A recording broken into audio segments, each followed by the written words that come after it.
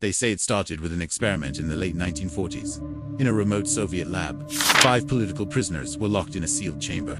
The goal? Keep them awake for 15 days straight, to study the effects of prolonged sleep deprivation. At first, everything seemed normal. The prisoners talked, argued, laughed even.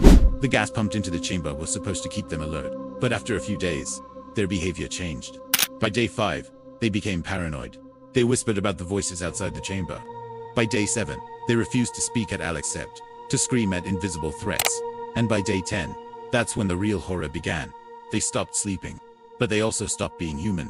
They started tearing at the walls, screaming in voices that weren't theirs. Some of them mutilated themselves. One even tore off his own flesh, while whispering something that sounded like a warning.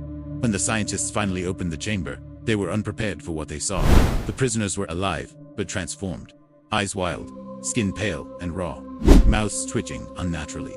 When they spoke, it wasn't with words, it was with guttural, inhuman sounds. And the worst part, they were lucid enough to understand and plead to be allowed to die. The researchers realized too late, sleep is not just rest. Without it, you're not yourself anymore. Something else takes over. So here's the question. If you were trapped in a chamber, without sleep, for 15 days, how long would it take before you stopped being you? Comment what you think would happen.